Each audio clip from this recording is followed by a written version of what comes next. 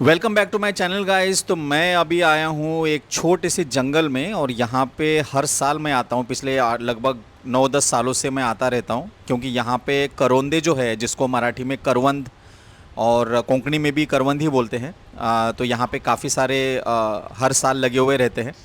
तो इस वजह से मैं भी इस बार ये जो है करवंद जो है वो लेने के लिए आया हूँ।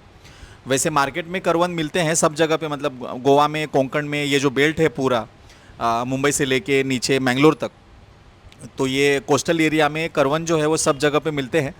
लेकिन गोवा में कुछ ऐसी जगह भी है जहाँ पे आप स्ट्रेट अवे जाके आप आराम से करवंदे हाथ से निकाल के खा सकते हो।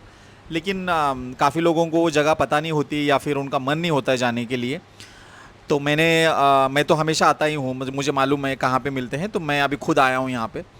तो ये जो आप देख रहे हो पके हुए, काफ़ी पके हुए करवंद है। तो ये करवंद जो है वो पके हुए वो खाने के लिए इस्तेमाल किया जाता है। और जो ग्रीन है उसका अचार भी बनाते हैं और उसका अचार बहुत बढ़िया होता है। उसकी भी एक रेसिपी जो है वो मैं मेरे नेक्स्ट वीडियो में डालूँगा।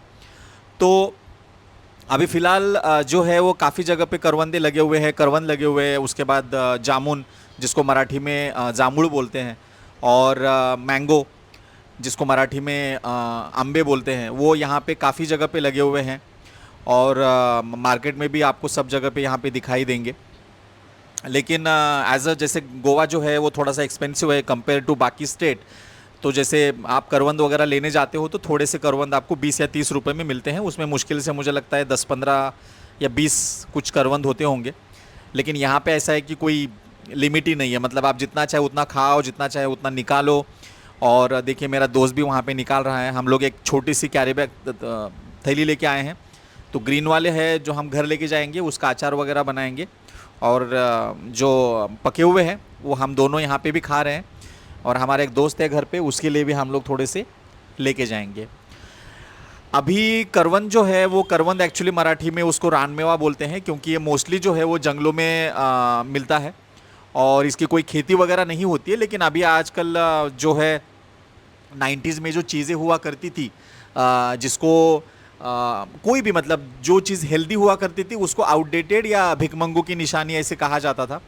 मुझे अच्छे से याद है, जैसे हमारे मतलब मैं जहाँ से बिलोंग करता हूँ महाराष्ट्र में, जिस जगह से हम लोग, पूरा का पूरा हमारे घर में सारा जो खाना होता था वो देसी खाना होता था। इवन ऑयल जो है घर में यूज़ होता था, वो करडई का ऑयल या पीनट का ऑयल या सनफ्लावर का ऑयल या सरकी बोल के एक आता था, जो कपास का जो सीड होता है उसका, तो उसका ऑयल। तो वो जो है हम लोग जो बैल घुमा के जो घाना था, जिसको कोल्ड प्रेशर ऑयल बोला जाता है, और बहुत हेल्दी हुआ करता था। तो वो ऑयल हम लोग यूज़ किया करते थे। और खाने में जो है वो पूरे देसी आइटम होते थे। इस वजह से अभी मेरी माँ जो है वो 87 की है, लेकिन उसको कोई बीमारी नहीं है। मेरे डैड जब एक्सपायर हो गए तो उनको भी कोई बीमारी नहीं थी, जब वो 80 तक वो आराम से और अच्छे से जिए। तो उस टाइम पे अगर आप अगर ये सब खाना खा रहे हो तो शहर के लोग आके बोलते थे कि आप क्या भिकमंगों की तरह ऐसे नॉर्मल खाना खाते हो, हमारी तरह खाओ। क्योंकि उस टाइम पे इंटरनेट नया था, पिज़्ज़ा बर्गर नया आया हुआ था, जंक फूड, चाइनीज़ फूड, ये सारी चीज़ें नई आई हुई थी।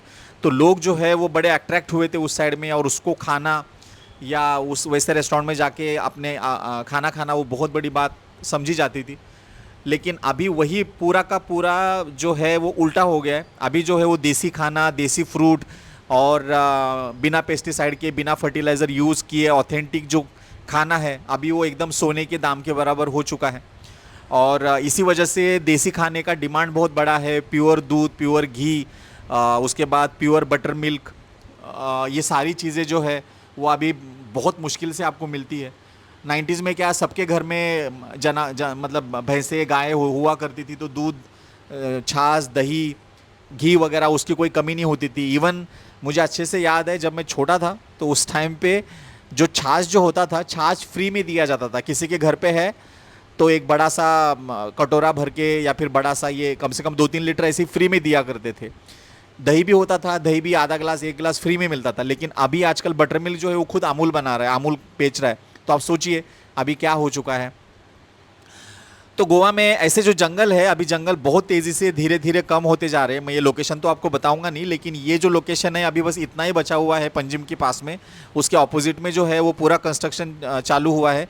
वहाँ पे एक ज़माने में काजू के झाड़, जैकफ्रूट, मतलब जिसको कटहल बोलते हैं और मराठी में फणस बोलते हैं, उसके झाड़ हुआ करते थे। और देखिए मैं मेरी बहन को भी दिखा रहा हूँ क्योंकि वो मुंबई में रहती है। तो उसको मैं दिखा रहा हूँ कि ये करवन जो है वो लगे हुए हैं, क्योंकि उसको मैं जाने से पहले, यहाँ वहाँ जाने से पहले मैंने कहा था कि मैं करवन तोड़ने जा रहा हूँ, तो मैंने दिखाया उसे। वेल, तो अभी जो है वो तो वहाँ पे काफ़ी सारे झाड़ वगैरह हुआ करते थे, लेकिन वो जो है वो सारे अभी धीरे धीरे ख़त्म हो रहे हैं, क्योंकि लोग कंस्ट्रक्शन कर रहे हैं, बिल्डिंगें बना रहे हैं, होटलें बना रहे हैं, रिसोर्ट, कैफ़े। तो जो प्रॉपर जो गोवा के जंगलों में जो मानकुराद या नॉर्मल मैंगो की ट्री, जामुन की ट्री, उसके बाद जैकफ्रूट की ट्री, काजू की ट्री, करवन, तो सब जगह पे वो सारे धीरे धीरे धीरे धीरे पूरे ख़त्म होते जा रहे हैं। और लोग जो है वो पूरा निकालने के बाद जो वहाँ पे कंस्ट्रक्शन करते हैं, तो ज़्यादा कचरा ना हो या ज़्यादा कोई चीज़ पत्ते ना गिरे, इस वजह से शो के झाड़ या फिर कोई पाम ट्री वगैरह ऐसा कुछ लगा के अपने घर को या अपने रिसोर्ट को खूबसूरत बनाने की कोशिश करते हैं। तो ये जगह भी पता नहीं कब जाएगी और कब तक रहेगी ये जगह। यहाँ पे भी कोई ना कोई तो डेफिनेटली कंस्ट्रक्शन आएगा आने वाले कुछ टाइम में। बुरा लगता है, लेकिन क्या करें।